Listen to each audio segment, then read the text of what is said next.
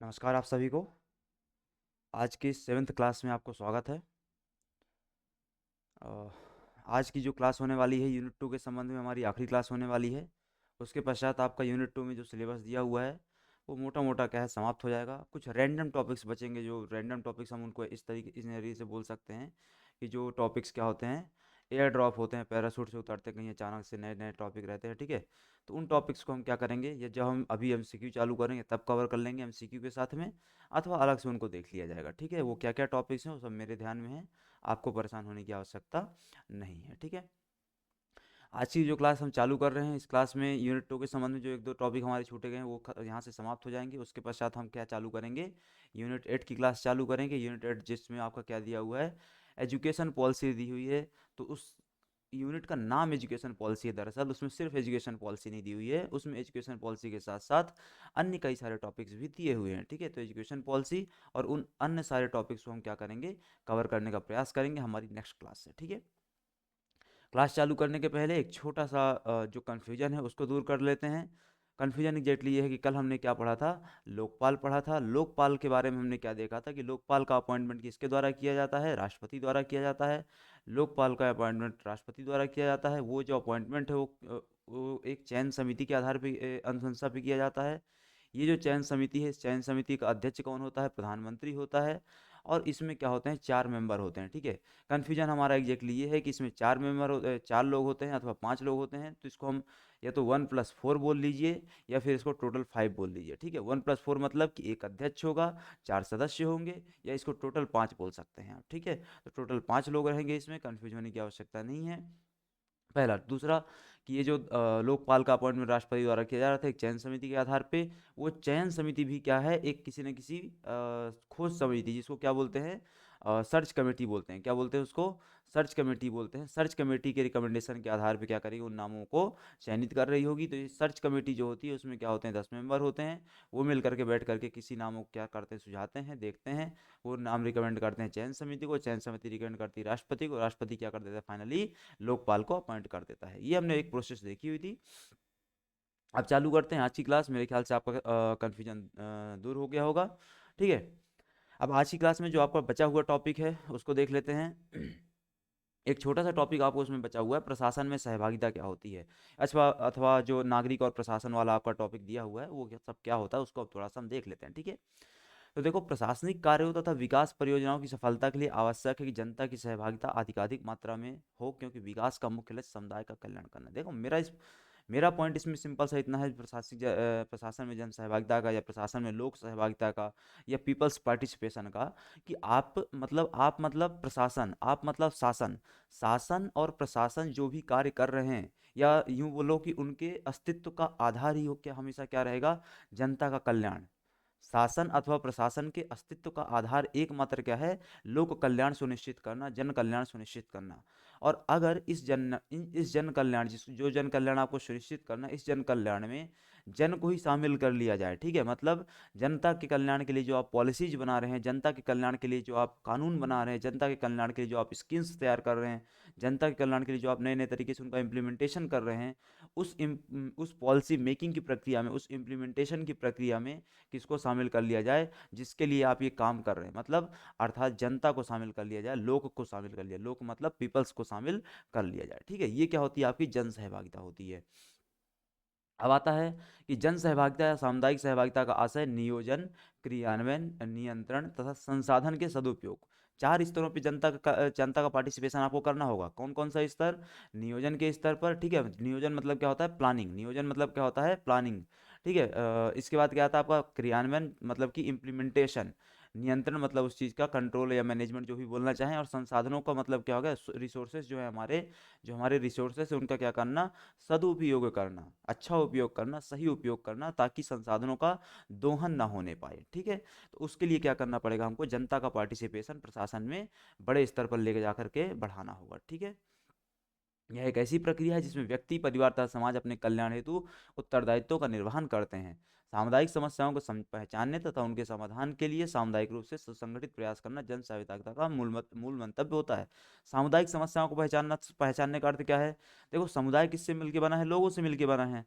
तो लोगों की समस्याओं को लोग ज़्यादा अच्छे तरीके से जानते हैं, मतलब हमारे समाज में समस्या क्या विद्यमान है वो हम ज़्यादा बेहतर तरीके से जानते हैं। मेरे घर में क्या समस्या है, आपके घर में क्या समस्या है, वो आप ज़्यादा बेहतर तरीके से जानते हैं। तो अगर मैं समस्या को ज़्यादा बेहतर तरीके से जानता हूँ तो मुझे उस समस्या के समाधान में शामिल क्यों ना किया जाए। ठीक है, तो ये चीज़ क्या हो जाती है, आपकी जन सहभागिता हो जाती है।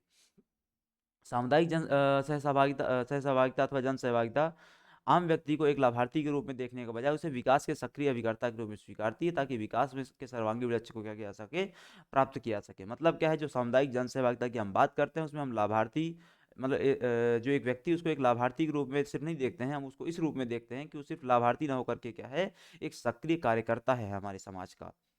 ठीक है, मतलब सीधी सी बात है, अगर हम क्या मान के चलेंगे कि भाई ये यहाँ पे क्या चल रहा है, भंडारा चल रहा है, आप सिर्फ क्या लाभार्थी, तो आप आइए और खाना खा कर चले जाइए। लेकिन अगर मैं क्या मानने लग जाऊंगा कि आप उस चीज़ के क्या है, एक सक्रिय पार्टिसिपेंट है, इसका मतलब कि आप आ करके सिर्फ भंडारा खा करके जा नहीं सकते हैं, आपको क्या करना पड़ेगा, पंगत लगवानी पड़ेगी, पंगत में खाना भी परोसना पड़ेगा।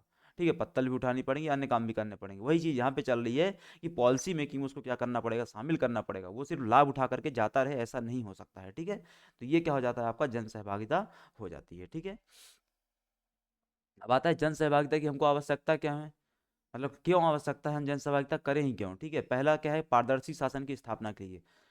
शासन में पारदर्शिता का अर्थात खुलापन का मतलब क्या होता है कि शासन के अंदर जो भी चल रहा है, प्रशासन के अंदर जो भी चल रहा है, उसके प्रत्येक कार्य की जानकारी किस तक होनी चाहिए, जनता तक होनी चाहिए। जैसे उदाहरण के लिए मान लो कि यहाँ पे आपका ये गांव है, ये मेरा गांव है, मेरे गांव में सड़क बनाई गई। ठीक है, मेरे गांव में सड़क बनाई गई, इस सड़क के लिए कितने रुपए अलॉट हुए थे, इस सड़क के तहत ठेकेदार को कितने रुपए दे दिए गए, इस सड़क के तहत अन्य अन्य क्रियाकलापों के लिए क्या क्या कौन उत्तरदायी था, इन सब के संबंध में अगर मुझे जानकारी मिल रही है तो ये क्या कहलाएगा, प्रशासन में खुलापन कहलाएगा, प्रशासन में क्या कहलाएगा, ये ओपननेस कहलाएगा। ठीक है, तो पारदर्शी प्रशासन की स्थापना के लिए जनता की सहभागिता क्या है, अति आवश्यक है।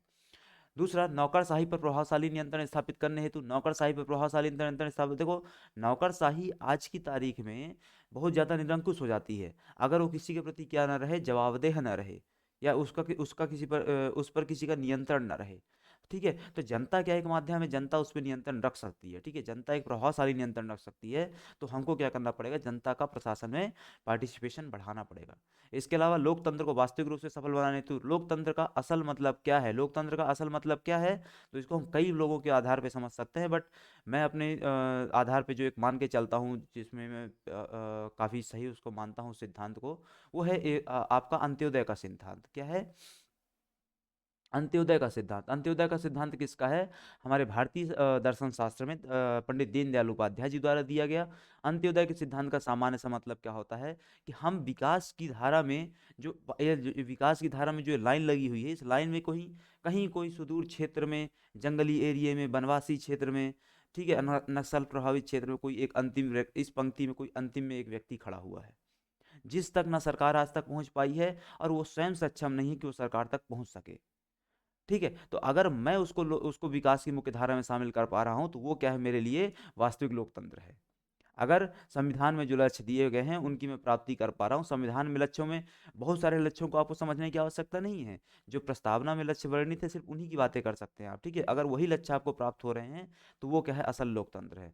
अगर आप अप्रत्यक्ष लोकतंत्र से प्रत्यक्ष लोकतंत्र की ओर बढ़ रहे हैं तो वही क्या है, लोकतंत्र है। ठीक है, अप्रत्यक्ष और प्रत्यक्ष लोकतंत्र में अंतर पता है ना आपको।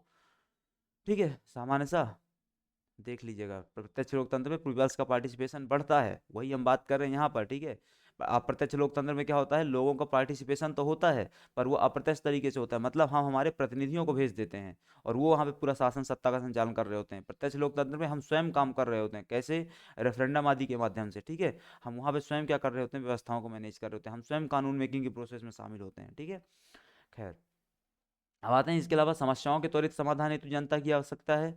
आम जनता के हितों की सुरक्षा करने हेतु हमको जनता का पार्टिसिपेशन चाहिए है, और विकासात्मक प्रशासन की सफलता के लिए भी जनता का पार्टिसिपेशन होना बहुत ज़्यादा आवश्यक है। विकासात्मक प्रशासन मतलब क्या होता है, वह प्रशासन का वह हिस्सा जो विकासात्मक प्रक्रियाओं में क्या है, शामिल है, वहाँ पे जनता का पार्टिसिपेशन बहुत ज़्यादा क्या हो जाता है, आवश्यक हो जाता है। कि जैसे आपके क्षेत्र में कोई विकासात्मक कार्य चल रहा है, तो अगर बीडीओ साहब आके काम नहीं कर रहे हैं, ठेकेदार अच्छा काम नहीं कर रहा है, तो वहाँ पे क्या है, जनता का पार्टिसिपेशन अगर रहेगा तो चीज़ें क्या हो जाएंगी, थोड़ा स्मूथ हो जाएंगी। ठीक है, तो ये क्या हो गया, हमको आवश्यकता इन कारणों से क्या है, बनी रहती है। ठीक है,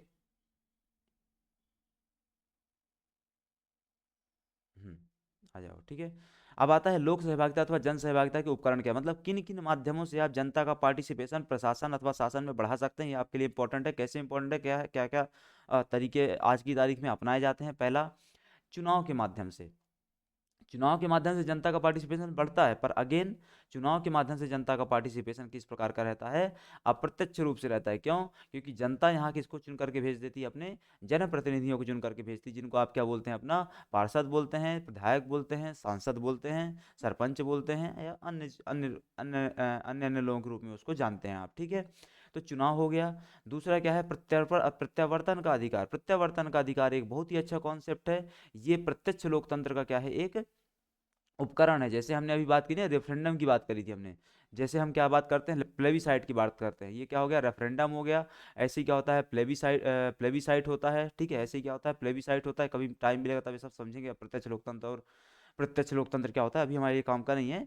इन्हीं चीज़ों में ये जो रेफरेंडम है, प्लेबिसाइट है, ये प्रत्यक्ष लोकतंत्र के उपकरण है। इन्हीं में से एक उपकरण होता है प्रत्यक्ष लोकतंत्र का, राइट टू रिकॉल। क्या होता है? Right to recall. Right to recall को हिंदी में क्या बोला जाता है? प्रत्यावर्तन का अधिकार। क्या बोलते हैं? प्रत्यावर्तन का अधिकार। समझ लो, आप एक नेता को चुनते हैं कितने समय के लिए? भारत परिप्रेक्ष्य में अगर बात करें तो सामान्यतः हम 5 वर्ष के लिए उस नेता को चुनते हैं।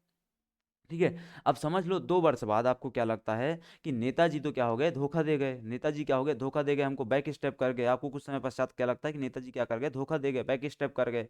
आपकी डिमांड्स जो थी या जो उनने वादा किया था उसको वो पूरा नहीं कर रहे हैं। तो अब यहाँ पे क्या किया जाएगा? राइट टू रिकॉल इन्वोक किया जाएगा। क्या इन्वोक किया जाएगा? क्या लागू किया जाएगा? राइट टू रिकॉल को इन्वोक किया जाएगा। ठीक है, इसका मतलब क्या है कि अब एक बार फिर से वोटिंग होगी। इस बार वोटिंग किस चीज़ के लिए होगी? कि नेताजी को उस पद से वापस बुला लिया जाए अथवा नहीं बुला लिया जाए। ठीक है, तो जैसे अभी क्या वोटिंग हुई थी?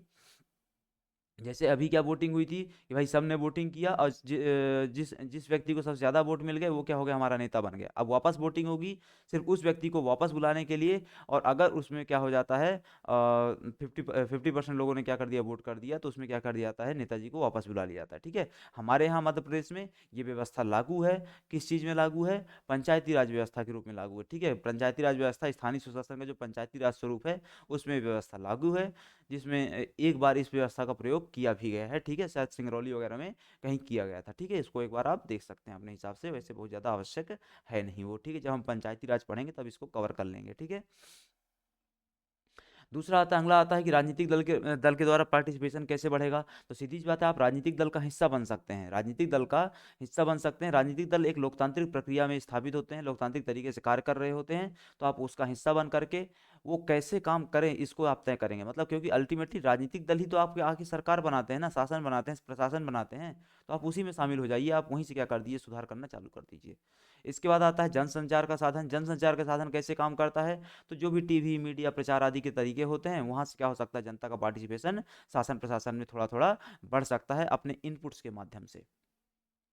इसके बाद आता है आपका जनता के सहयोग से नीति निर्माण और क्रियान्वयन द्वारा। अब ये बहुत अच्छा तरीका है। जैसे आपने कई बार देखा होगा पिछले 7-8 सालों में, जब खैर ये जो जब से ये वर्तमान सरकार, जिसको नरेंद्र मोदी सरकार आप बोल सकते हैं या भाजपा 2.0 बोल सकते हैं। ठीक है, जो भी है आप बोल सकते हैं अपने तरीके से। इस सरकार में कुछ चीज़ें आपको देखने को मिली हैं, उसको हम किसके रूप में जान सकते हैं? जनता के सहयोग से नीति निर्माण और क्रियान्वयन के रूप में जान सकते हैं। जैसे क्या हुआ, अभी हम पढ़ेंगे न्यू एजुकेशन पॉलिसी। क्या पढ़ेंगे? New education policy. New education policy लाने के पूर्व जनता के पास, मतलब जब उसका ड्राफ्ट तैयार हो गया था तो उस ड्राफ्ट को क्या किया गया था? जनता के समक्ष प्रस्तुत किया गया, जनता के समक्ष रखा गया वेबसाइट के माध्यम से, और पूछा गया कि आप अपने सुझाव अपने क्या दीजिए, आप इसमें दे सकते हैं। मतलब जनता अपने सुझाव दे कि इसमें और क्या एड ऑन चीज़ें ऐड ऑन की जा सकती हैं और क्या सुधार किया जा सकता है। जैसे इसके अलावा एक और अच्छा उदाहरण है मन की बात। क्या है? मन की बात। अभी मन की बात होने वाली है किसी तारीख को मेरे ख्याल से। अब मन की बात के लिए क्या किया जाता है? प्रधानमंत्री जी द्वारा जनता से क्या मांगा जाता है? इनपुट मांगे जाते हैं कि बताइए हम मन की बातों में किन किन बातों को रखें, या आप अपनी कोई बात कहना चाहते हैं तो वो बता दीजिए आप। ये क्या है? जनता का पार्टिसिपेशन है। किसके रूप में? नीति के निर्माण के रूप में, नीति के क्रियान्वयन के रूप में। इसके बाद आता है लोकतांत्रिक विकेंद्रीकरण। लोकतांत्रिक विकेंद्रीकरण आपके सिलेबस का हिस्सा है, हम इसको पढ़ेंगे पंचायती राज के रूप में। बट अभी के लिए इसको कैसे जनता का पार्टिसिपेशन बढ़ रहा है? तो सीधी सी बात है, पंचायती राज व्यवस्था में क्या होने लग गया, चुनाव होने लग गए, पंच सरपंच के पद आ गए, और इसके अलावा पंच सरपंच के पद कहाँ पे आ गए, आपके ग्राम पंचायतों में आ गए। ठीक है, ऐसी जनपद पंचायतें, ऐसी जिला पंचायतें हैं। ठीक है, तो इन सब चीज़ों में जो लोकतांत्रिक विकेंद्रीकरण हुआ, ऐसे ही शहरों में लोकतांत्रिक विकेंद्रीकरण हुआ, जिसमें क्या बोल सकते हैं आप, अर्बन लोकल बॉडीज को बोल सकते हैं, जिसमें क्या होता है, नगर पंचायत होता है, नगर पालिका होता है, नगर निगम हो जाता है। ठीक है, इस प्रकार से जो पूरी व्यवस्था बनी हुई है, वहाँ पे जनता का पार्टिसिपेशन उत्तरोत्तर बढ़ रहा है। ठीक है, इसके बाद सूचना का अधिकार। सूचना के अधिकार से जनता का पार्टिसिपेशन कैसे बढ़ता है, तो आपको कोई जानकारी चाहिए है, नहीं मिल रही है, तो आप क्या कर दीजिए, आरटीआई लगा दीजिए और आपको जानकारी मिल जाएगी। आप प्रशासन के अंदर तक पहुंच चुके हैं अब। ठीक है, क्या हुआ आपका, आपकी भागीदारी क्या होगी, प्रशासन में बढ़ गई। ठीक है, तो इतनी बातें क्या आ जाती हैं, लोक सहभागिता के उपकरण के रूप में आ जाती हैं। नेक्स्ट आता है आपका सामुदायिक सहभागिता क्या होती है, उसको देख लेते हैं, और सामुदायिक सहभागिता के मॉडल क्या होते हैं, उसको देख लेते हैं। ठीक है, सामुदायिक सहभागिता में जाने की आवश्यकता नहीं है। सामान्य सा क्या हो जाता है, जो जनता है वही मिलके क्या बनाती, समुदाय बनाती है। उसी समुदाय का हमको क्या बढ़ाना है, सहभागिता बढ़ाना है। किसमें सहभागिता बढ़ाना है, प्रशासन में सहभागिता बढ़ाना है। ठीक है, तो प्रशासनिक कार्यों में जनता की सक्रिय भागीदारी सुनिश्चित करना सरल कार्य नहीं है, क्योंकि सहभागिता में वृद्धि के लिए शिक्षा, विश्वास, आवश्यकता, समय तथा स्थान क्या होते हैं, महत्वपूर्ण भूमिका निभाते हैं। नौकरशाही मॉडल क्या होता है, अब इसमें टोटल 4-5 मॉडल चलते हैं, उन सब मॉडल्स को देख लेते हैं। सबसे पहला मॉडल आता है सामुदायिक सहभागिता के मॉडलों में ब्यूरोक्रेसी मॉडल और नौकरशाही मॉडल। क्या होता है ये, तो इस मॉडल में जनसाधारण की समस्याओं के समाधान तथा भावी लक्ष्यों की प्राप्ति के प्रयास सरकारी तंत्र द्वारा किए जाते हैं। मतलब क्या है, हमारी समस्याएं जो हैं, मेरी समस्याएं जो हैं एक जनता के तौर पे, आपकी समस्याएं जो है एक जनता के तौर पे, नागरिक के तौर पे, उन सब समस्याओं के समाधान का प्रयास प्रशासन द्वारा किया जाता है। बात यहाँ तक ठीक हो गई। लेकिन समस्या इस मॉडल में क्या है कि यहाँ इसमें जनता की सहभागिता क्या होती है, अत्यंत न्यून होती है। हमको तो जनता की सहभागिता बढ़ानी थी ना, पर यहाँ पे क्या है, जनता की समस्या का समाधान किया जाएगा, प्रॉपर किया जाएगा, पर जनता का पार्टिसिपेशन वहाँ पे क्या रखा जाएगा, मिनिमम रखा जाएगा, शून्य रखा जाएगा। ठीक है, भारत में विकास की योजनाओं का संचालन इसी मॉडल पर हो रहा है। भारत में आज की तारीख में विकास का जो भी प्रक्रिया चल रही है, विकास के जो भी मॉडल अपनाए जा रहे हैं, विकास के जो भी तरीके अपनाए जा रहे हैं, उसमें क्या है, इसी मॉडल को लागू किया जाता है। इसका दुष्परिणाम क्या होता है कि प्रशासन और जनता दो धुरी के रूप में बने रहते हैं। ठीक है, दो धुरी के रूप में कैसे, मतलब सब प्रशासन और जनता को एक दूसरे से कोई मतलब नहीं। यहाँ प्रशासन बैठा हुआ है, यहाँ जनता बैठी हुई है, इसके लिए काम कर रहा है, बट इसको इसमें शामिल नहीं किया गया इसके काम में। ठीक है, तो ये उत्तर ध्रुव की तरफ बैठे हुए हैं, दक्षिण ध्रुव की तरफ बैठे हुए अपना अपना काम कर रहे हैं। जबकि इन दोनों को क्या करना था, जन सहभागिता के माध्यम से, या क्या क्या बोलना चाहिए आपसी सहयोग के माध्यम से चीज़ों को क्या करना था, क्रियान्वित करने का प्रयास करना चाहिए था। तो नौकरशाही स्वयं को जनता के स्वामी के रूप में देखती है, जबकि जनता मानती है कि समुदाय की समस्याओं के समाधान की एकमेव जिम्मेदारी सरकार की। ये बहुत बड़ी समस्या है। बहुत बड़ी समस्या कैसे कि हम हमारे देश आसपास जितनी समस्याएं बनी हुई हैं, छोटी छोटी समस्याएं बनी हुई हैं, ठीक है, उन सब समस्याओं के लिए हम क्या है, हर समय रोना रोते रहते हैं। हमको लगता है कि वो, अब आज की तारीख में देखा होगा ना आपने, बहुत सारे वीडियोज देखे होंगे, कहीं किसी के नल में पानी नहीं आ रहा, बोलते हैं मोदी जी जिम्मेदार हैं। कहीं किसी के किनारे, घर के किनारे सड़क में गड्ढा हो गया, बोले मोदी जी जिम्मेदार हैं। ये क्या होता है, बिना मतलब में एक में जिम्मेदारी डालना होता है, किस पर, किसी एक व्यक्ति पर अथवा सरकार पर। जबकि आपका अपना भी तो वहां पे दायित्व था कि आप शिकायत कीजिए, प्रशासन के साथ के पास जाइए, बताइए कि उनको ये समस्या है, आप उनको समाधान सुझाइए कि कैसे इसमें काम करके इसको भविष्य में इस प्रकार की समस्या ना हो। ये चीज़ हो सकती थी। ठीक है, तो इस मॉडल में क्या समस्या आती है कि ये मॉडल काम तो करता है जनता के लिए, अच्छे से काम करता है, पर जनता का पार्टिसिपेशन क्या रखता है, ये शून्य रखता है अथवा न्यूनतम रखता है। ठीक है, ये है नौकरशाही मॉडल। देन आता है आपका मिशनरी मॉडल। मिशनरी मॉडल में क्या होता है, कोई एक व्यक्ति उभर करके आकर के काम करता है। जैसे कि जब किसी चमत्कारिक नेतृत्व, एक व्यक्ति जब किसी चमत्कारिक नेतृत्व से प्रभावित होकर के कुछ परोपकारी संगठन या संस्थानों का निर्माण हो जाता है, तथा होकर प्रतिबद्ध कार्यकर्ता समुदाय के उत्थान का कार्य करने लग जाते हैं, तो यह मिशनरी भावना पर आधारित मॉडल होता है। समझ लो, जैसे उदाहरण के लिए यहाँ पे है स्वामी रामकृष्ण परमहंस जी हो गए। कौन हो गए, स्वामी रामकृष्ण परमहंस जी हो गए, बेल्लूर मठ। ठीक है, इसके अलावा महात्मा गांधी हो गए, मदर टेरेसा हो गई। इनके नेतृत्व से प्रभावित होकर कुछ संस्थाएं मिशनरी मॉडल पर बनी हैं और सामाजिक कल्याण का कार्य कर रही। मतलब क्या हुआ, किसी एक व्यक्ति के विचारों से हम इतना ज़्यादा प्रभावित हो जाते हैं, किसी एक व्यक्ति के विचारों से हम इतना ज़्यादा प्रभावित हो जाते हैं कि हम क्या कर लेते हैं, उसके विचारों के अनुसार अपना एक संगठन बना करके उस दिशा में काम करने लग जाते हैं। किस दिशा में, जनता का पार्टिसिपेशन बढ़ाने के लिए के दिशा में, किसमें, प्रशासन में, अथवा जनता के सर्वोत्तम कल्याण को सुनिश्चित करने में। ठीक है, सर्वोच्च कल्याण को सुनिश्चित करने में। तो इस प्रकार का जो पार्टिसिपेशन है, इस प्रकार का जो मॉडल है, इसको हम क्या बोलते हैं? मिशनरी मॉडल बोलते हैं। ठीक है, तीसरा आ जाता है आपका सहभागी मॉडल। तो ये क्या होता है? तो इसमें नीति निर्माण, योजना निर्माण और उसके क्रियान्वयन में भागीदारी निभाने हेतु जनता को आमंत्रित एवं प्रेरित किया जाता है। मतलब हम जनता को क्या कर सकते हैं, क्या करते हैं, इनवाइट करते हैं कि आइए, भाग लीजिए और नीति निर्माण का क्या कीजिए, क्रियान्वित कीजिए, नीति निर्माण में प्रक्रिया में भाग लीजिए आप। ठीक है, तो ये प्रशासन क्या करता है? जनता को सीधे इनवाइट करता है। इसको क्या बोलते हैं? हम सहभागी मॉडल बोलते हैं। ठीक है, नेक्स्ट आता है आपका श्रृंखला सहभागी मॉडल। श्रृंखला सहभागी मॉडल क्या होता है? तो एक योजना की सफलता पर दूसरी योजना क्रियान्वयन भी उसी समुदाय में करने अन्य समुदायों को सहभागिता के लिए क्या करना, प्रेरित करना, इस मॉडल क्या है? ध्येय। मतलब क्या हुआ, एक योजना बनाई गई, उसका क्रियान्वयन जनता द्वारा किया गया, अगर उस योजना सफल जाती है, दूसरी योजना की के कार्य का उत्तरदायित्व भी किस पे आ जाएगा? जनता पर ही आ जाता है। ठीक है, इसको क्या बोलते हैं हम?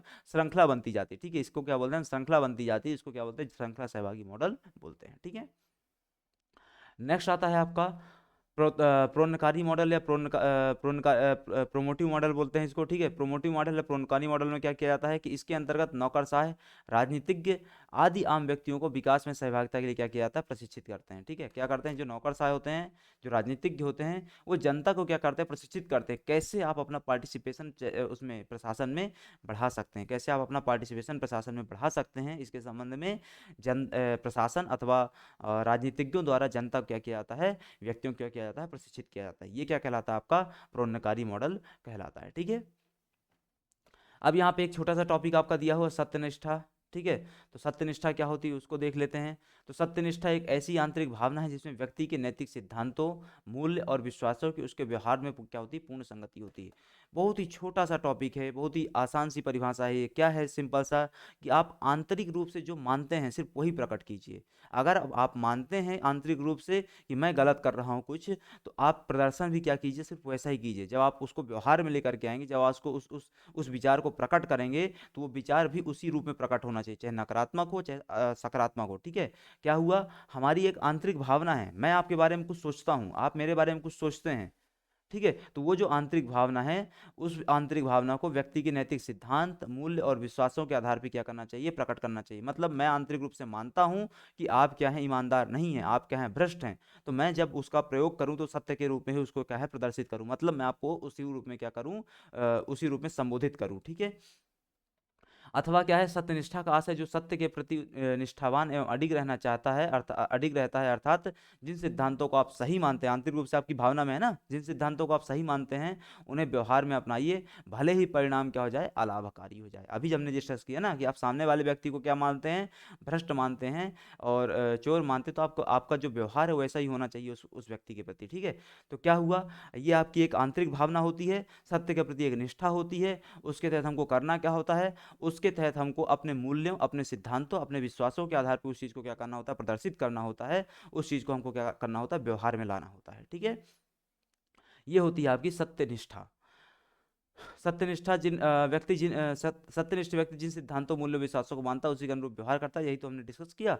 और सत्यनिष्ठ व्यक्ति की कथनी और करनी में अंतर नहीं होता है। असली लाइन क्या है? यही है, जो आप अंदर से मानते हैं वही आप बाहर बोलिए, मुंह में लेके आइए। बोलते हैं ना, जो हमारे दिल में है वही जुबानी में होना चाहिए।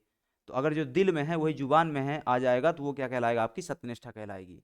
ठीक है, क्यों? क्योंकि इसमें फिर परिवर्तन नहीं होगा। अगर आपके दिल में क्या है, दिल में जहर भरा हुआ है, तो जहर भी क्या आ जाएगा? आपके जुबान में आ जाएगा, उसको आप उसी तरीके से प्रदर्शित करेंगे। अगर आपके दिल में क्या है, प्रगाढ़ प्रेम भरा हुआ है, तो फिर वो उसी रूप में क्या है? आपके बाहर निकल के आएगा। वो क्या हो जाएगा? कथनी और करनी में समानता हो जाएगी। और कथनी करनी में समानता ही क्या कहलाती है? सत्यनिष्ठा कहलाती है। ठीक है, अब आता है पॉइंट कि जो प्रशासन है उसमें सत्यनिष्ठा क्या कर सकती है। तो प्रशासन से सत्यनिष्ठा में क्या होता है? सत्यनिष्ठा से प्रशासन में विश्वास बढ़ता है।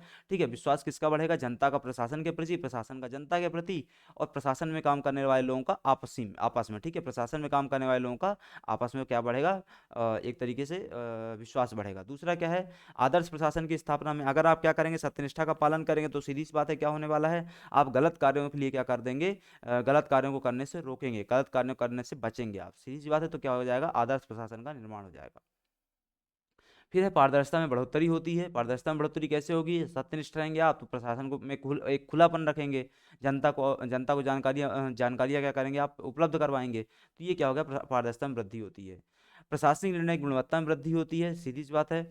इसके बाद क्या है, जनता का प्रशासन में विश्वास बढ़ता है, और बेहतर टीम वर्क निर्माण में क्या है, मदद मिलती है, ठीक है, या बेहतर टीम वर्क में क्या मिलती है, आपको मदद मिलती है, ठीक है। तो ये क्या होता है आपका सत्यनिष्ठा में का प्रशासन में क्या हो जाता है, आपका उपयोग हो जाता है, ठीक है। अब इसमें अगला जो टॉपिक आता है आपका वो क्या है, आचरण संहिता। आपके उसमें टॉपिक क्या दिया हुआ है, निष्ठा एवं आचार संहिता। क्या दिया हुआ है, निष्ठा एवं आचार संहिता। तो निष्ठा तो आपने देख लिया, अब आता है आचार संहिता वाला पोर्शन क्या होता है, उसको देख लेते हैं थोड़ा सा, ठीक है। आचार संहिता क्या होती है, तो आचार संहिता सामान्य शब्दों में समझ लो मेरी तरफ से, आचार संहिता क्या होती है सामान्य शब्दों में, उसी को इसी प्रकार की एक क्या होती है, नैतिक संहिता होती है, ठीक है। नैतिक संहिता पहले समझ लो, फिर आचार संहिता समझते हैं, ठीक है। नैतिक संहिता क्या होती है, नियमों का एक समुच्चय होता है, बस इतनी ही परिभाषा है। क्या होता है, नियमों का समुच्चय होता है। क्या है, सेट ऑफ रूल्स है। क्या है, सेट ऑफ रूल्स है। किसके लिए, अगर मैं बात करता हूँ नैतिक संहिता, तो नैतिक संहिता किसके लिए है, सोसाइटी के लिए। किसके लिए है, सोसाइटी के लिए। सोसाइटी में रहने वाले जो लोग हैं, समाज में रहने वाले जो लोग हैं, वो आप कैसा व्यवहार करें, उनका आचरण कैसा होना चाहिए, किसी के प्रति, किसी भी व्यक्ति, किसी भी वस्तु, किसी भी स्थान आदि के प्रति में उनका विचार कैसा होना चाहिए, इसके संबंध में एक संहिता बनी हुई है, उसको हम क्या बोलते हैं, नैतिक संहिता बोलते हैं। उसमें क्या दिया गया है, सेट ऑफ रूल्स दिया गया है कि आपको मनुष्य को, आपको मतलब मनुष्य को, व्यक्ति को आचरण कैसा करना चाहिए, ठीक है। इतनी बात क्लियर हो गई। अब ये जो नैतिक संहिता बनी हुई है, इस नैतिक संहिता के अंदर ही क्या आ जाता है, आपकी आचरण संहिता आ जाती है। ये नैतिक संहिता थी, इसी के अंदर क्या है, आपकी आचरण संहिता आ जाएगी। इस आचरण संहिता को क्या, ये भी क्या है, सेट ऑफ रूल हो जाएगा, सीधी सी बात है, ये भी क्या हो जाएगा, सेट ऑफ रूल हो जाएगा। पहला पॉइंट तो क्लियर रखो, ठीक है, ये भी क्या हो जाएगा, सेट ऑफ रूल हो जाएगा। लेकिन इस सेट ऑफ रूल का संबंध किसी एक स्पेसिफिक चीज से होगा। वो किससे होगा, हमारे प्रशासन से होगा। हमारे प्रशासन में कैसे आचरण करना है आपको, इसके लिए जब नैतिक संहिता बनेगी, उसका क्या बोलते हैं हम, आचरण संहिता बोलते हैं। तो आचरण संहिता नियमों का समुच्चय होता है, यह नैतिक संहिता पर आधारित होती है। अभी हमने डिस्कस किया, नैतिक संहिता पे क्या है, आधारित है। इसमें किसी व्यक्ति या संगठन की जिम्मेदारी तथा किए जाने वाले कार्यों का क्या होता है, वर्णन होता है। ये भी हमने डिस्कस किया कि इसमें क्या हुआ, एक सेट ऑफ रूल दिया हुआ है। वो जो सेट ऑफ रूल है वही तो क्या है, किसी व्यक्ति या संगठन की क्या है, जिम्मेदारियों का तथा किए जाने वाले कार्यों का उसमें क्या है, वर्णन किया है। वो जो सेट ऑफ रूल है वो कार्यों का वर्णन है, वो जो सेट ऑफ रूल है वो जिम्मेदारियों का उल्लेख है, ठीक है। तो ये क्या हो जाती है, आपकी आचरण संहिता हो जाती है। अब इसमें आ जाता है अगला पॉइंट आपका, तो आचरण संहिता एक सिद्धांत है जो मूल्य, मानक और व्यवहार पर आधारित होता है, जो किसी संगठन की निर्णय प्रक्रिया व्यवहार व्यवस्था क्या कर सकता है, मार्गदर्शित कर सकता है, ठीक है। तो ये क्या हो जाता है, आपका सिद्धांत है जिसमें मूल्य, मानक और व्यवहार सम्मिलित होते हैं। वो चाहे ऊपर वाली परिभाषा आप याद रखिए, चाहे नीचे वाली, आपको मस्त क्या होना चाहिए, आचरण संहिता का सामान्य मतलब पता होना चाहिए। आवश्यकता क्या है, उचित अनुचित कार्यों का निर्धारण में। कोई कार्य गलत है, कोई कार्य सही है, कोई कार्य क्या है, शुभ है, कोई कार्य क्या है, अशुभ है, कोई कार्य उचित है, कोई कार्य अनुचित है, ये कैसे डिसाइड होगा, ये डिसाइड होगा नियमों के समुच्चय से। नियमों का समुच्चय अर्थात आचार संहिता से डिसाइड होगा कि ये जो आप कार्य कर रहे हैं वो गलत है, ये जो आप कार्य कर रहे हैं वो सही है, ठीक है। प्रशासन के अंदर विभिन्न कर्तव्य, उत्तरदायित्व, जिम्मेदारियों का आभास कराने के लिए हमने अभी जस्ट डिस्कस किया ना, उसमें क्या सेट ऑफ रूल दिए हुए हैं। सेट ऑफ रूल में क्या बताया गया है कि आपको प्रशासन के अंदर रहते हुए किस प्रकार से अपने कार्यों को संपादित करना है, निष्पादित करना है। मतलब वहाँ पे आपके कर्तव्य क्या होंगे, आपके उत्तरदायित्व क्या होंगे, आपकी जिम्मेदारियाँ क्या होंगी, आप किसके प्रति जवाबदेह होंगे, उसके सबके बारे में कहाँ बताया जाता है, आचार संहिता में बताया जाता है, ठीक है। देन आता है सामंजस्य बढ़ाने में। ये सामंजस्य दो प्रकार से हो सकता है, आंतरिक सामंजस्य हो सकता है और जनता के साथ सामंजस्य हो सकता है, ठीक है। सामंजस्य का मतलब क्या होता है, बैलेंस बिठाना जीवन में, ठीक है। ये बैलेंस हमको यहाँ पे किस रूप में बैठाना है, आंतरिक सामंजस्य बैठाना। आंतरिक सामंजस्य मतलब आपको अपने व्यक्तिगत जीवन और प्रशासनिक जीवन और सामाजिक जीवन के बीच में सामंजस्य बैठाना है, ठीक है। मतलब सीधी सी बात है ना कि आपको अपनी ड्यूटी तो करनी है, 10 से 5 की ड्यूटी होगी, या 8 से 6 की ड्यूटी होगी, जो भी आपकी ड्यूटी जिस भी प्रकार की है, उसमें क्या होता है, आपका व्यक्तिगत जीवन कहीं ना कहीं क्या होने लग जाता है, बिखरने लग जाता है। आपका सामाजिक और पारिवारिक जीवन क्या हो जाने लग जाता है, बिखरने लग जाता है। किसके कारण, आपके प्रशासनिक जीवन के कारण। तो आपको क्या करना है, एक यहाँ पर एक बैलेंस अप्रोच के साथ आगे बढ़ना है, सामंजस्य के साथ आपको आगे बढ़ना है, ठीक है, ताकि क्या हो सके, प्रक्रियाएं, व्यवस्थाएं सही तरीके से बनी रहें।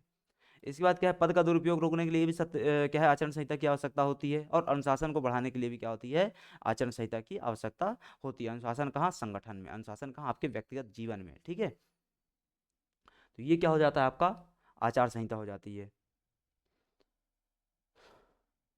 भारत में सरकारी कर्मचारी आचार संहिता क्या है तो देखो, भारत में सरकारी कर्मचारियों के संबंध में आचार संहिताएं कई सारी बनी हुई हैं। जैसे रेलवे सेवा के कर्मचारियों के लिए आचार संहिता अलग बनी हुई है, और जो वो होते हैं आपके ऑल इंडिया सर्विसेज के कर्मचारी होते हैं, ठीक है। ऑल इंडिया सर्विसेज के जो तीनों ब्रांचेस हैं, ठीक है, कौन कौन सी, आईएएस, आईपीएस और फॉरेस्ट सर्विसेज, उनके लिए अलग आचार संहिता बनी हुई, अखिल भारतीय सेवा आचरण नियमावली। इसके बाद जो केंद्रीय सेवा कर्मचारी होते हैं उनके लिए अलग आचरण नियमावली बनी हुई है, उसको क्या बोलते हैं, केंद्रीय सेवा आचरण नियमावली बोलते हैं, ठीक है। पर ये जो आचरण नियमावली है इन सबको बनाने का दायित्व किस पर है, कौन बनाएगा, कौन तय करता है कि कौन बनाएगा, ठीक है। तो भारतीय संविधान मतलब कि हमारे संविधान के अनुच्छेद 309 में ये बात लिखी गई है कि सिविल सेवकों की सेवा शर्तें, क्या बात लिखी गई है, सिविल सेवकों की सेवा शर्तें, बस इतनी सी बात लिखी गई है।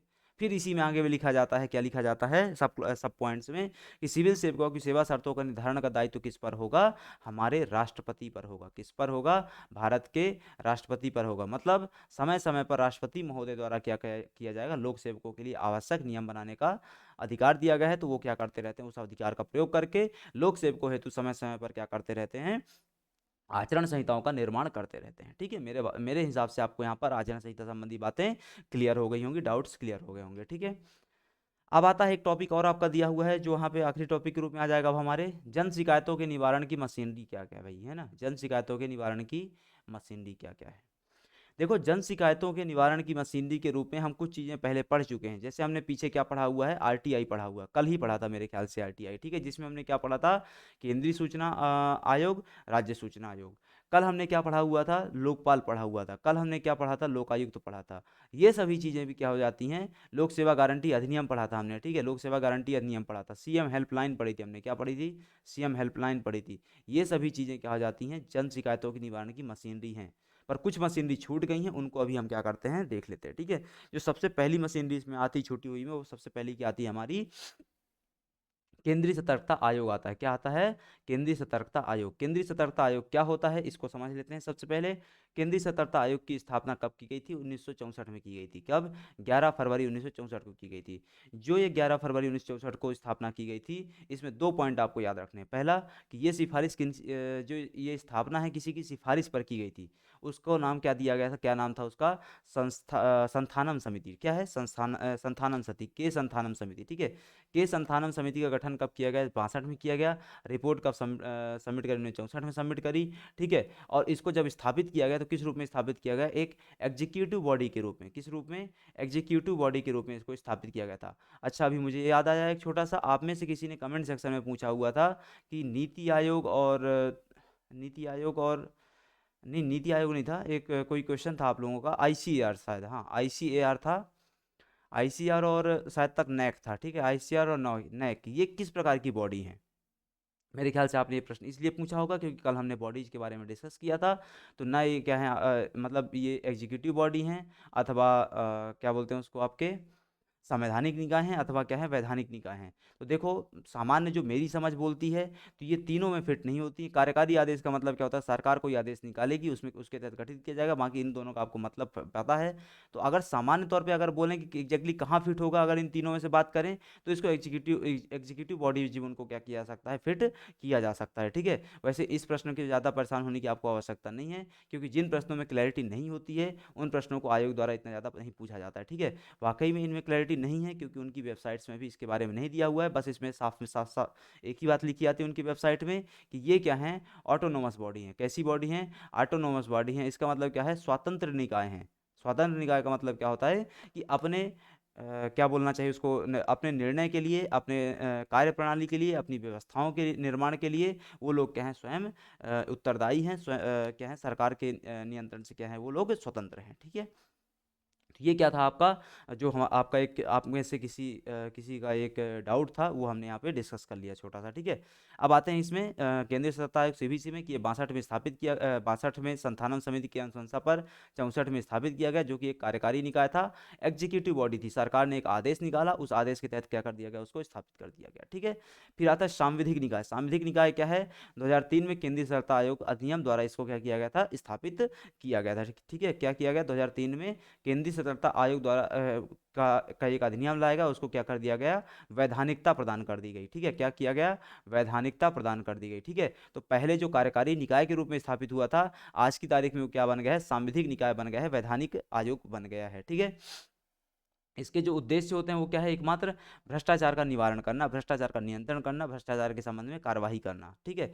इसके जो पहले अध्यक्ष थे, पहले मुख्य उसको हम क्या बोल सकते हैं, पहले मुख्य सतर्कता आयुक्त बोल सकते हैं या पहला अध्यक्ष बोल सकते हैं, वो कौन थे, एन श्रीनिवास थे। ठीक है, कौन थे, नेट्टूर श्रीनिवास राव, कौन थे, नेट्टूर श्रीनिवास राव इसके पहले अध्यक्ष थे। ठीक है, ये पॉइंट्स आपको सभी को याद रखने की आवश्यकता है अच्छे से। ठीक है।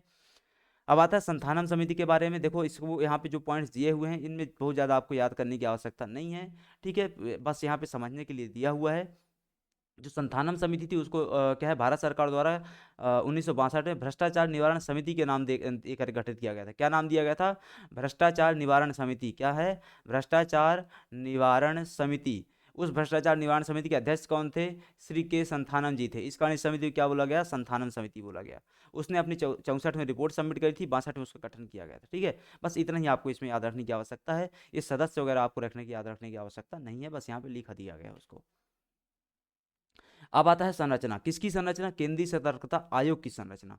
केंद्रीय सतर्कता आयोग में क्या होता है, 1+2 मेंबर बॉडी। कितनी कैसी बॉडी है, 1+2 मेंबर बॉडी है। वन ए क्या होता है, अध्यक्ष होता है, जिसको हम क्या बोलते हैं, सतर्कता, मुख्य सतर्कता आयोग बोलते हैं। क्या बोलते हैं, मुख्य सतर्कता आयोग बोलते हैं। और उसकी सहायता के लिए दो अन्य सतर्कता आयुक्त होते हैं। कौन होते हैं, उसकी सहायता के लिए दो सतर्कता आयुक्त होते हैं, उनको हम क्या बोल सकते हैं, सदस्य बोल सकते हैं। ठीक है, तो एक अध्यक्ष, दो सदस्य। अध्यक्ष को मुख्य सतर्कता आयुक्त बोलते हैं और जो सदस्य हैं उनको क्या बोलते हैं, सदस्यता आयुक्त बोलते हैं। ठीक, सतर्कता आयुक्त बोला जाता है। ठीक है।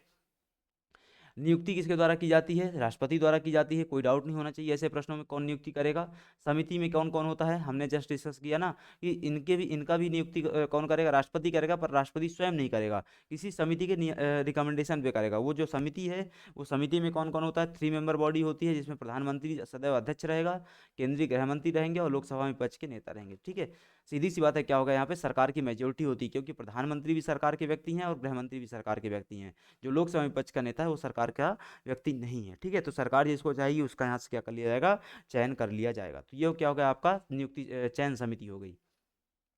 देन आता है कार्यकाल। इनका कार्यकाल आपको अच्छे से याद रखने की आवश्यकता है, क्योंकि सबसे उलट इनका कार्यकाल है, सबसे अलग कार्यकाल है इनका। वो क्या है, 4 वर्ष या 65 वर्ष। क्या है, आपको जनरली 5 वर्ष देखने को मिलता है, यहाँ पे क्या आ जाता है, 4 वर्ष कर दिया जाता है। ठीक है, कार्यकाल की समाप्ति के पश्चात अध्यक्ष या सदस्य पुनः नियुक्ति के पात्र नहीं होंगे। इसको भी आपको याद रखने की आवश्यकता है। क्यों, रीअपॉइंटमेंट नहीं होगा इनका। क्या नहीं होगा, रीअपॉइंटमेंट इनका नहीं होगा। ठीक है, इसके अलावा सीवीसी मतलब कि सतर्कता आयुक्त किसी भी मंत्रालय विभाग के अधीन नहीं है। हालांकि इसका नोडल मंत्रालय क्या है, कार्मिक मंत्रालय। देखो इस प्रकार के जितने भी विभाग होते हैं वो पूर्ण मुख्यतः क्या रहते हैं, स्वतंत्र रहते हैं, स्वतंत्र निकाय, ऑटोनोमस बॉडी ग्रुप में कार्यरत रहते हैं। पर फिर भी उनको किसी न किसी क्या है, सरकार के विभाग के अंतर्गत क्या होना पड़ेगा, आना पड़ेगा। तो जनरली इस प्रकार के विभाग जो किस विभाग के किस मंत्रालय के अंतर्गत देखने को मिलते हैं आपको, कार्मिक मंत्रालय, department of personal and training. क्या है, department of personal and training के तहत आपको ये देखने को मिल जाते हैं। ठीक है, अब आता है वेतन भत्ते क्या होते हैं। तो केंद्रीय सतर्कता आयुक्त जो कि अध्यक्ष सतर्कता आयुक्त सदस्य के वेतन भत्ते अन्य सेवा शर्तें संघ लोक सेवा आयोग के अध्यक्ष सदस्यों के समान होगी। मतलब सीबीसी का जो वेतन है, उसके सदस्यों का जो वेतन सेवा शर्तें वो सब किसके समान होंगी, यूपीएससी के अध्यक्ष और सदस्यों के समान हो जाएंगी। जो मुख्य सतर्कता आयुक्त है उसको यूपीएससी के अध्यक्ष के समान वेतन मिलेगा, और जो अन्य सतर्कता आयुक्त हैं उनको किसके समान वेतन मिलेगा, यूपीएससी के जो मेंबर्स हैं, सदस्य हैं, उनके समान वेतन मिल जाएगा। ठीक है, अब आता है उनको पद से कैसे हटाएंगे। तो राष्ट्रपति पद से हटा सकता है, और वह इसी प्रकार हटाएगा जिस प्रकार से संघ लोक सेवा आयोग के अध्यक्ष सदस्यों को हटाया जाता है। ठीक है, इसके बाद आता है रिपोर्ट। तो इनको रिपोर्ट सबमिट करना पड़ेगा किसको, तो केंद्रीय सत्ता आयोग अपनी वार्षिक रिपोर्ट किसको देगा, राष्ट्रपति को देगा। राष्ट्रपति इस रिपोर्ट कहाँ रख देगा, संसद के पटल पर रख देगा। संसद मतलब राज्यसभा और लोकसभा के पटल पर रख देगा। ठीक है, ये क्या था आपका सतर्कता आयोग के बारे में कुछ बेसिक फैक्ट्स थे। अब वर्तमान संरचना क्या है उसको देख लेते हैं। तो वर्तमान में अगर सेंट्रल विजिलेंस कमिश्नर जो है हमारे, केंद्रीय मुख्य सतर्कता आयुक्त जो है वो उनकी बात करें तो वो कौन है, हमारे सुरेश एन पटेल साहब हैं। कौन है, सुरेश एन पटेल साहब हैं। उनकी सहायता के लिए दो उनकी सहायता के लिए दो सतर्कता आयुक्त हैं, विजिलेंस कमिश्नर हैं। वो कौन कौन है, तो श्री प्रवीण कुमार श्रीवास्तव जी हैं और श्री अरविंद कुमार जी इसके क्या हैं, वो हैं, क्या बोलना चाहिए, विजिलेंस कमिश्नर, सतर्कता आयुक्त हैं। ठीक है, तो 1+2 में आपने क्या देख लिया, ये संरचना वर्तमान में जो विद्यमान है उसको आपने देखा। ठीक है, अब आते हैं कुछ अन्य बचे हुए हैं। इसमें क्या जाता है आपका, एक सीबीआई आता है। हम क्या कर रहे हैं, शिकायतों के निवारण के संबंध में कुछ उपकरण देख रहे हैं, मशीनरी देख रहे हैं। तो उसमें अगला क्या आता है, सीबीआई। सीबीआई के बारे में आपको सिर्फ दो ही फैक्ट याद रखने की आवश्यकता है। पहला कि इसका गठन कैसे हुआ। तो इसका गठन दिल्ली विशेष पुलिस स्थापना अधिनियम 1946 के तहत किया गया। दिल्ली विशेष पुलिस स्थापना अधिनियम 1946 के तहत इसका गठन किया गया है। केंद्रीय अन्वेषण ब्यूरो की स्थापना केंद्र सरकार द्वारा भ्रष्टाचार मामलों के निवारण, आर्थिक एवं आर्थिक विशेष अपराधों की जांच हेतु 1964 में क्या की गई थी, स्थापना की थी। तो 1946 वाले अधिनियम से इसकी स्थापना कब की गई, 1964 में इसकी स्थापना की गई थी। ठीक है, इतनी सी बातें आपको याद रखने की आवश्यकता है। ठीक है, नेक्स्ट आता है आपका सूचना का अधिकार अधिनियम 2005। ये इसके बारे में हमने पिछले कल ही क्लास में देख लिया था, ज़्यादा हम डीप में इसमें बिल्कुल नहीं जाएंगे। ठीक है, सूचना का अधिकार अधिनियम के बारे में हमने केंद्रीय सूचना आयोग क्या है, राज्य सूचना आयोग क्या है, उसके बारे में हमने कल की क्लास में, पिछली क्लास में देखा हुआ है। ठीक है, तो 12 अक्टूबर 2005 को इसको लागू किया गया था। फिर आता है लोक सेवा गारंटी अधिनियम, इसको भी हमने पीछे क्लास में देखा हुआ है। ठीक है, लोक सेवा गारंटी अधिनियम कल्याणकारी योजनाओं का टाइम बाउंड मैनर में क्या करेगा, लाभ पहुंचाने के लिए इसको लाया गया था। तो इसको हमने पीछे क्लास में, शायद 5वें लेक्चर में हमने इसको देखा हुआ है। आप लोग पुराना लेक्चर उसमें देख सकते हैं अगर किसी प्रकार कोई डाउट है तो यहाँ से क्या होता है, आपका यूनिट 2 समाप्त होती है। यूनिट 2 में जो भी बातें वो क्या होती हैं, यहाँ से समाप्त होती हैं। अगर यहाँ पर किसी प्रकार का आपको कोई डाउट है तो उस डाउट को क्या कर सकते हैं, आप पूछ सकते हैं। अन्यथा आज की क्लास यहाँ पर क्या की जाएगी, समाप्त की जाएगी। ठीक है, मिलते हैं आपसे अगली क्लास में, जिसमें हम क्या करेंगे, यूनिट 8 को चालू करेंगे। तब तक के लिए आप सभी का धन्यवाद।